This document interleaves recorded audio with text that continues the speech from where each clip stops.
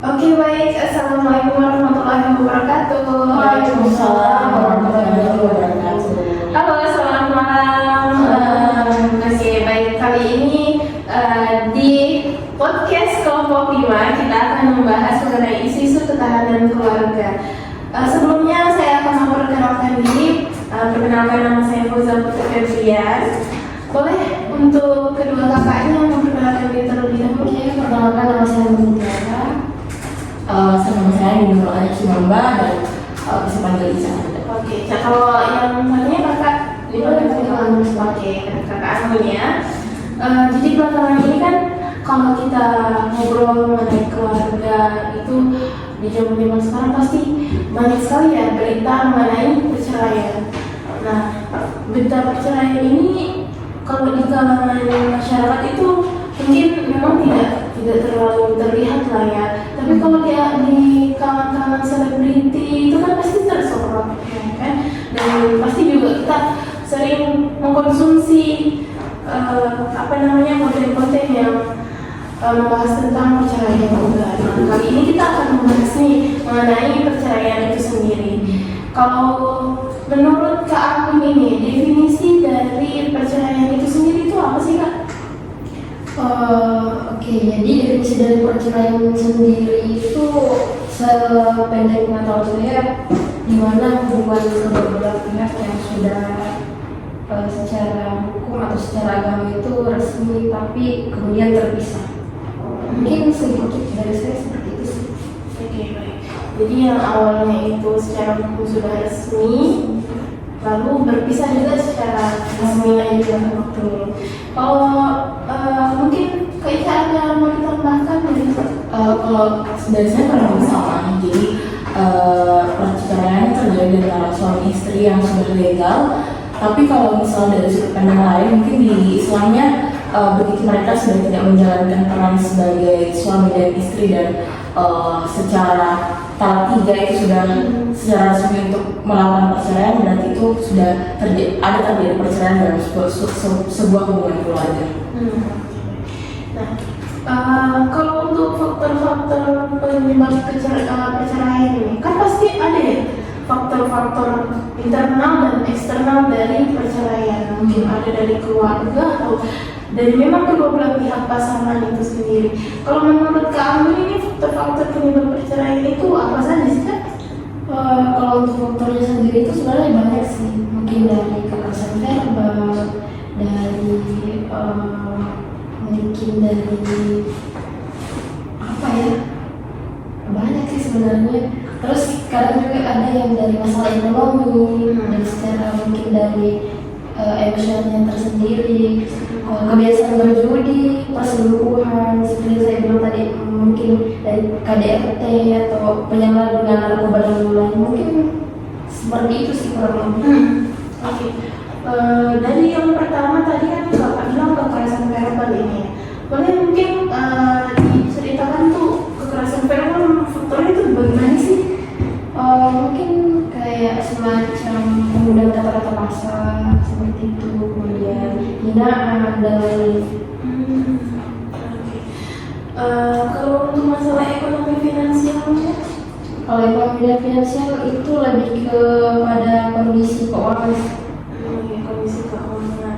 Mungkin bisa dilanjut ke Kak Aisyah, apa ingin berpendapat lain mengenai faktor-faktor yang lain? Kalau saya tadi lihat di bagian yang disebutkan sama Kak Abu itu mengenai perselingkuhan. Kalau saya melihat sebenarnya di lingkungan kita paling sering mendengar banyak faktor orang-orang itu melakukan perselingkuhan, baik laki-laki maupun perempuan. Apakah itu dari pihak ketiganya atau mungkin satu dan lain hal.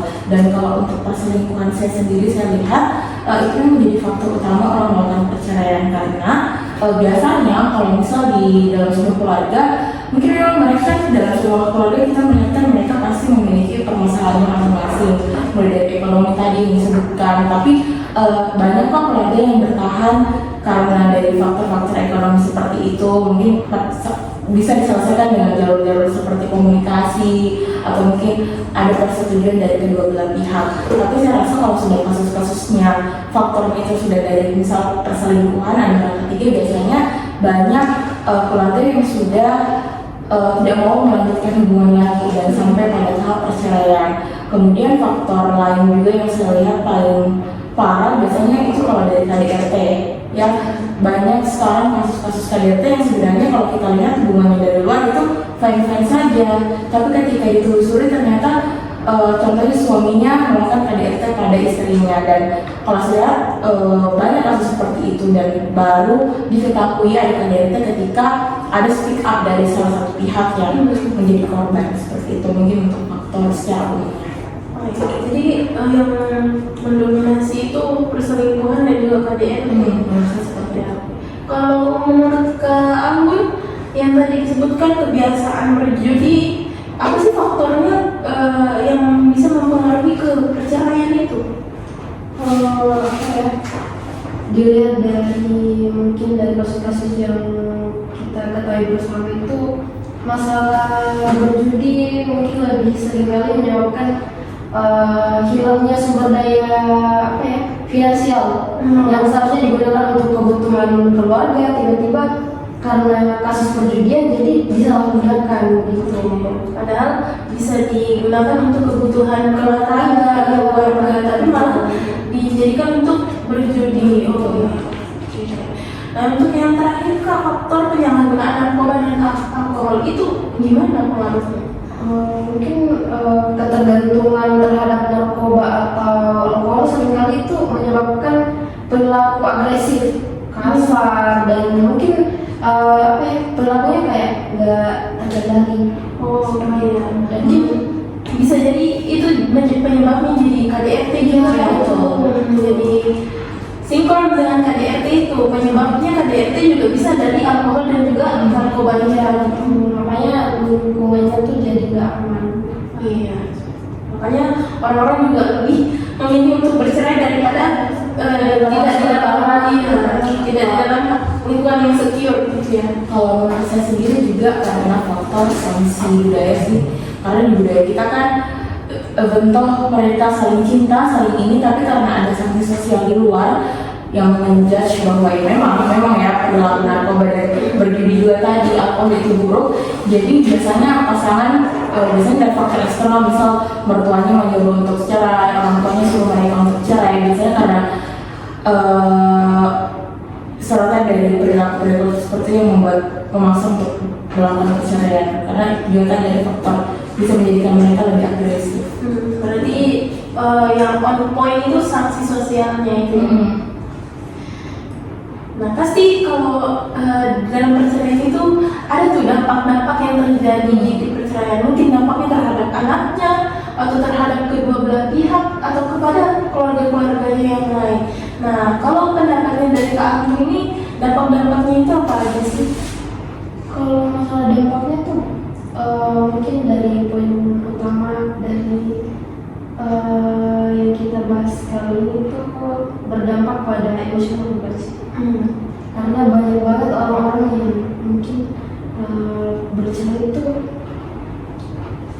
emosional dalam dirinya jadi gak karuan, mungkin ada yang sampai berdampak juga sama anaknya, apa ya, psikisnya lah. Berarti kita ini ngomongin stabilitas emosional yang bakal berdampak ke anak-anaknya juga. Kalau menurut Kak Ica ini dampak ke anaknya dari emosionalnya orang tua yang bercerai itu bagaimana? Kalau menurut saya anak-anak yang terlibat dalam hal ini broken home ya, kita sebutnya broken home. Anak-anak yang broken home itu memang pasti merasakan secara langsung dampak dari perceraian itu.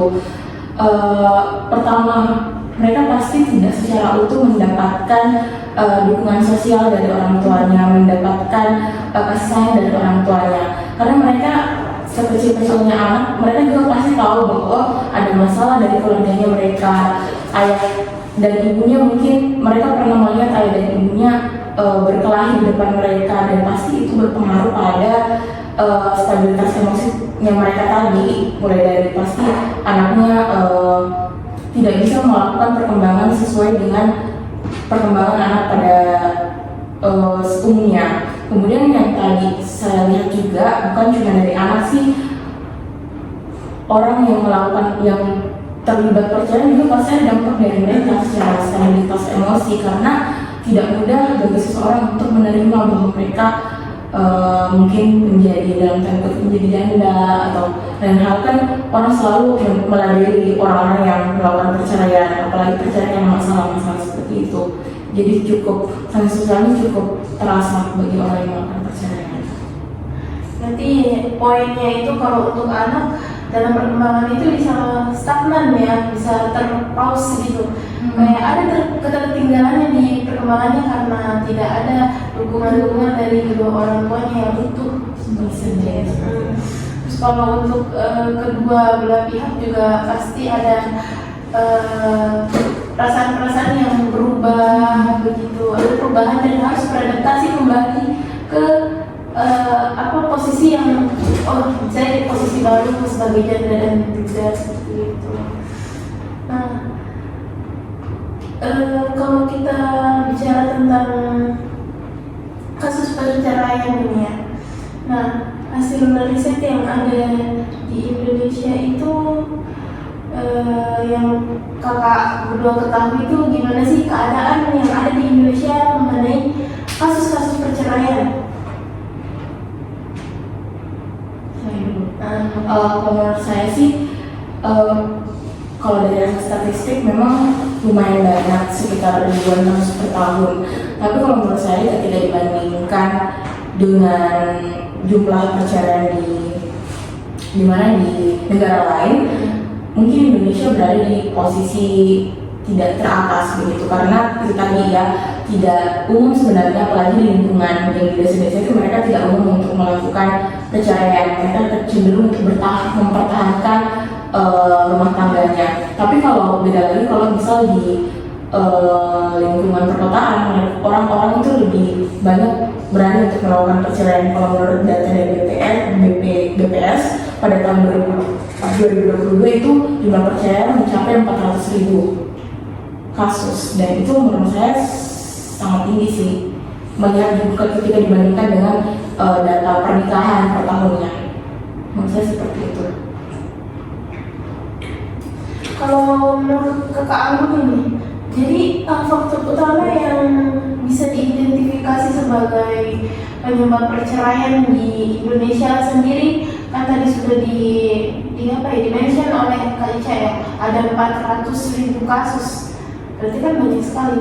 Nah kalau menurut kakak sendiri, Kak Anggun itu bagaimana faktor utama yang diidentifikasi sebagai faktor utama? Kalau faktor utama dari perceraian yang khususnya yang ada di Indonesia itu mungkin dari termasuk konflik domestik, ketidakcocokan, dan yang paling dominan menurut saya itu perselingkuhan. Ya, yang kayak tadi sudah kita bahas juga ya. Nah, pasti kan kalau di dalam perceraian dalam kasus-kasus itu bisa kita cegah atau kita obati lah istilahnya ya, atau kita berikan bentuk intervensi. Nah, kalau bentuk intervensi dan prevensi yang cocok untuk rumah tangga yang bercerai begitu, itu apa aja sih Kak? Banyak sebenarnya hal yang mungkin bisa dilakukan, salah satunya itu konseling individu dan pasangan mungkin. Terus ada juga yang disebut dengan CBT, terapi kognitif perilaku, kemudian terapi untuk anak juga boleh, terus MBSR itu pendekatan yang menggunakan mindfulness begitu untuk mengurangi stres akibat perceraian seperti itu. Terus ada juga terapi support group. Mungkin begitu sih beberapa bentuk intervensi yang mungkin bisa dilakukan ketika seseorang itu mendapatkan kasus perceraian itu sendiri. Oke, baik. Kalau untuk Kakak Ica sendiri, adakah tambahan nih untuk prevensi dan intervensi yang bisa dilakukan? Kalau dari preferensi sendiri, jadi kayak apa ya, pencegahan ya, pencegahan melakukan perceraian. Biasanya kalau memang di psikologi itu ada namanya, tadi sudah mention juga mengenai konseling pasangan. Jadi sebenarnya ketika kasus-kasusnya itu melibatkan apa ya, ketidaksesuaian antara suami dan istri, di psikologi itu ada psikolog khusus yang memang menangani hal-hal seperti itu. Jadi bentuknya melakukan konseling antar pasangan. Jadi pasangan itu melakukan konseling untuk menyelesaikan gimana sih sebenarnya letak permasalahan mereka, bagaimana caranya untuk mencegah terjadinya perceraian. Bisa juga dari faktor anaknya mungkin, atau mungkin dari faktor lainnya. Nah, terus kemudian untuk intervensi ini tidak hanya diberikan kepada suami dan istrinya, bukan hanya dari pasangannya, tapi juga anak. Karena itu tadi yang sudah kita bahas, anak itu berpengaruh langsung terhadap perceraian orang tuanya. Jangan sampai mereka dibiarkan terpapar dari konsekuensi perceraian itu, sehingga mereka tidak tadi berkembang dengan baik. Seperti itu. Berarti memang intervensi dan prevensi ini bisa langsung dilakukan kepada orang tua, kepada pasangan itu sendiri, dan juga kepada anak-anaknya yang berdampak juga ya. Kita membahas ke contoh-contoh kasus yang ada di Indonesia ini ya. Salah satunya itu selebritis yang waktu perceraiannya itu terjadi itu booming sekali yang baru-baru ini, yaitu Virgon dan juga Inara ya. Mungkin ada yang tahu mengenai ceritanya itu dari kedua kakak ini, ada yang bisa bercerita nih tentang itu? Kalau dari kasus Virgon dan Inara itu sebenarnya nggak terlalu spesifik ya untuk saya ketahui, karena ya begitulah Gen Z gitu. Tapi setahu saya Virgon dan Inara itu bercerai karena kasus perselingkuhan ya. Dan perceraian itu terjadi karena terdapat perselingkuhan yang telah dilakukan oleh Virgon saat semua bukti perselingkuhan terkuat, Inara tuh nggak segan-segan membagikan semua aib dari Virgon mengenai perselingkuhan yang terjadi pada akun sosial medianya. Kemudian di situ sekitar beberapa bulan mereka bercerai. Kalau dari Kak Isa ini gimana? Kalau dari kasus perceraian sebenarnya banyak ya, apalagi dari kalangan artis. Tadi sudah muncul mengenai Inara, dan sebenarnya setelah kasusnya Inara itu banyak juga artis-artis influencer yang mulai speak up terkait perceraian mereka, perselingkuhan yang dialami mereka, dan itu lumayan banyak yang viral karena suaminya selingkuh lah, inilah menyebarkan chat-chat dan lain sebagainya. Kalau yang baru-baru ini juga ada kasusnya dari Vina Melinda. Kalau tadi dia bilang kasusnya dia itu lebih ke KDRT yang dirasakan sama suaminya si dari itu. Dan salah satu sih contoh kasus untuk KDRT sebenarnya banyak lagi. Kalau kita cek-cek di Twitter itu banyak kasus perceraian yang karena KDRT. Kalau kemarin juga saya lihat di Twitter yang viral itu ada dari influencer, saya lupa namanya, tapi dia itu menyebarkan KDRT-nya itu dari CCTV rumahnya. Jadi ada anak di situ, ada anaknya yang masih bayi dan suaminya itu yang melakukan kekerasan sama dia. Jadi dia sebarkan itu, dan sepertinya mereka lagi di jalur hukum untuk perceraian. Memang banyak sekali kasus perceraian itu. Yang pertama dari perselingkuhan, KDRT, ya kan? Bahkan KDRT ini bisa sampai dimention dua contoh nih, Vina Melinda dan juga yang itu satu influencer satu yang tadi ya. Berarti memang perlu sekali nih intervensi dan prevensi untuk masyarakat Indonesia, terutama untuk prevensinya ya, kita mencegah supaya tidak terjadi perceraian. Kalau bisa memang keluarga itu ya utuh, karena akan berdampak pada kedua orang itu, kedua pasangan itu, dan juga kepada anak-anaknya. Kalau bisa diperbaiki ya seharusnya diperbaiki, gitu kan? Melalui konseling pasangan, konseling keluarga, dan juga kalau memang berdampak ke anaknya, pernah melihat percecokan antara kedua orang tuanya, itu bisa diterapi ya, bisa diterapi anak. Lebih baik kalau kita bercerita nih, kalau kita berdiskusi tentang ketahanan keluarga, itu kan pasti akan ada tantangan terkait komponen ketahanan keluarga, tantangan-tantangan tersendiri untuk perceraian juga kan. Nah, apa aja sih tantangan terkait komponen ketahanan keluarga itu kalau menurut kedua kakak ini? Kalau menurut saya sih terkait ketahanan keluarga sebelum membangun hubungan, harusnya memang kedua belah pihak itu ada konsensus, ada kepercayaan satu sama lain, trust yang terbangun dengan baik. Jadi tanpa itu saya rasa keluarga manapun itu tidak akan susah untuk bertahan secara lama. Karena tadi kita tahu sendiri dalam bertahan keluarga ada beberapa aspek yang penting, mulai dari bagaimana kita trust dengan pasangan, bagaimana kita membangun komunikasi yang baik. Jadi itu adalah salah satu dampak-dampak yang aspek-aspek yang harus diperhatikan sebelum memulai suatu keluarga. Itu juga tadi yang kita bahas mengenai ekonomi. Jadi sebelum membangun sebuah keluarga ada beberapa aspek yang memang harus terpenuhi dari kedua belah pihak. Secara emosional juga harus stabil, jangan sampai semuanya matang, mereka matang secara ekonomi dan lain sebagainya, tapi ternyata secara emosional mereka belum siap untuk menjalin sebuah hubungan. Karena ada banyak kasus seperti itu.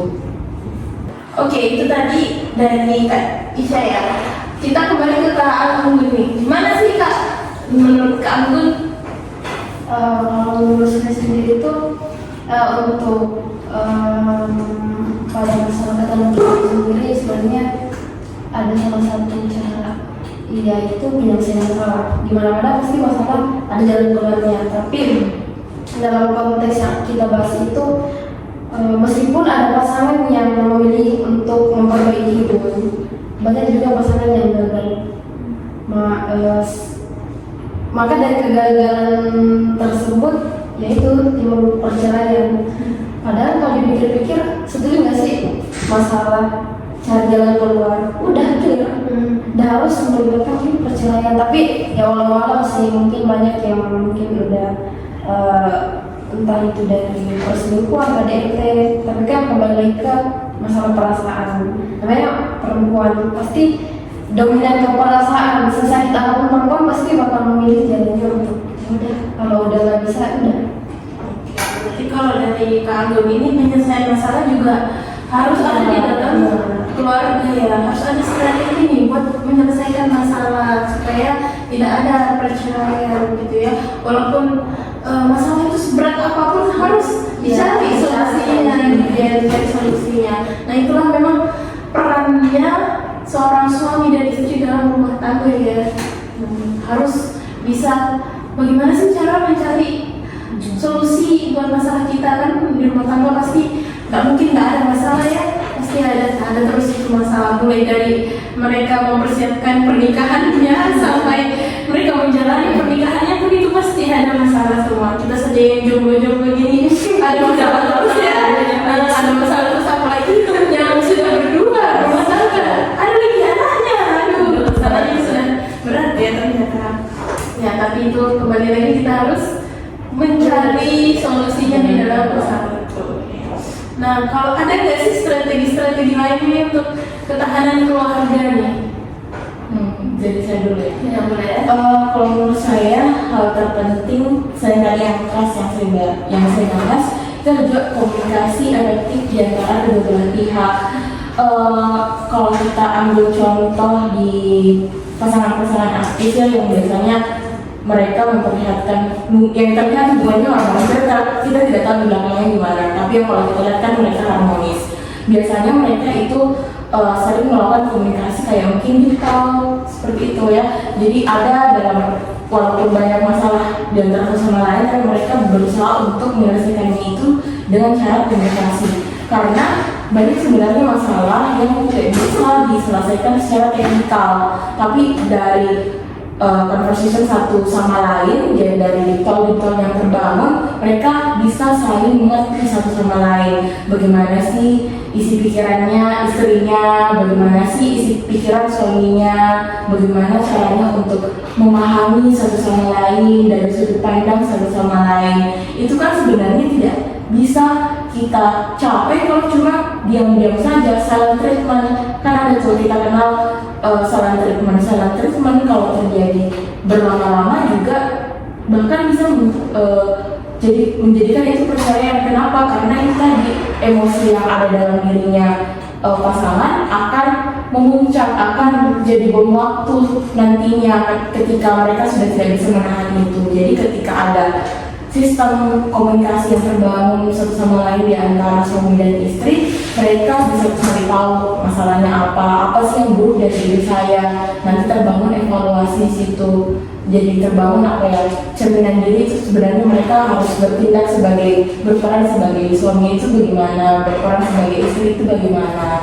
Nah kalau saya itu sih komunikasi efektif yang harus dilakukan oleh setiap pasangan untuk mencegah, untuk mencapai tadi itu ketahanan keluarga. Poin yang di sini itu memang suami istri itu harus membangun yang namanya komunikasi efektif ya, baik itu perasaan dan juga mungkin keinginan di dalamnya juga ya, betul.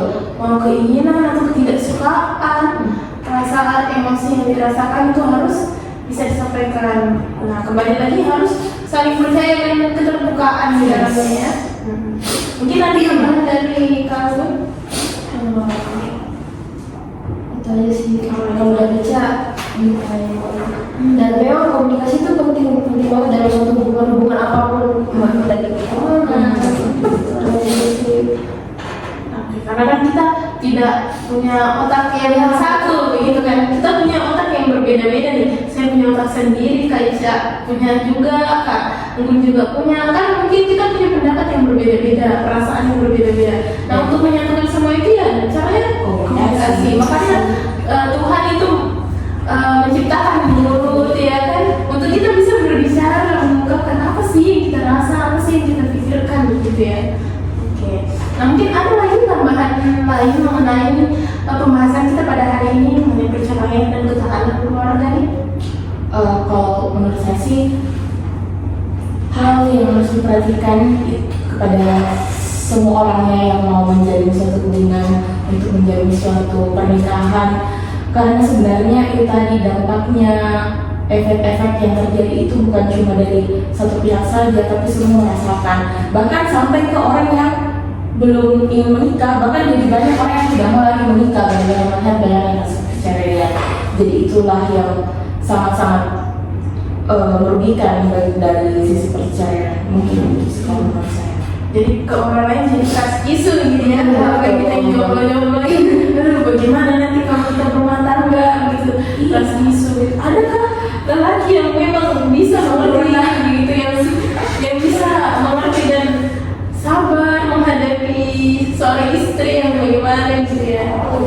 betul, apalagi setelah banyaknya dari tahun ke tahun, setelah banyaknya kasus perceraian, orang-orang yang pacaran tiba-tiba trauma menikah, kasus perceraian yang ada, Trigger gitu ya, trigger. Oke, baik. Mungkin sudah cukup ya pembahasan kita pada hari ini. Ternyata perceraian itu banyak sekali faktornya, dan dari faktor-faktor itu yang berdampak pada pasangan itu sendiri, kepada anak-anaknya, kepada keluarganya, bahkan sampai ke orang-orang yang di luar-luar itu ya, yang belum merasakan pernikahan, belum mencicipi bagaimana itu pernikahan, jadi trust isu gitu. Nah, jadi di sini pentingnya peran kita sebagai mahasiswa psikologi ya kan, untuk melakukan prevensi terkait dengan perceraian. Mungkin ada di situ teknik CBT, konseling keluarga, konseling pasangan, dan juga ada intervensi untuk anaknya sendiri. belum juga Penting semuanya ya. Baik, karena memang sudah banyak sekali kasus di Indonesia mengenai perceraian. Jadi kita harus mensoroti juga ini, rumah tangga harus bisa tahan banting, tahan masalah, tahan Pokoknya harus bisa tahan di keluarga Indonesia gitu ya, menjadi keluarga yang sempurna, menjadi keluarga yang bahagia, sakinah mawaddah warahmah. Baik, mungkin sekian pembahasan kita pada malam hari ini yang cukup seru ya, cukup menguras apa ya pikiran-pikiran kita mengenai perceraian kali ini. Saya sangat-sangat berterima kasih kepada Kakak Amin dan juga Kak Aisyah yang sudah memberikan ilmunya nih, informasi kepada kami semua mengenai perceraian.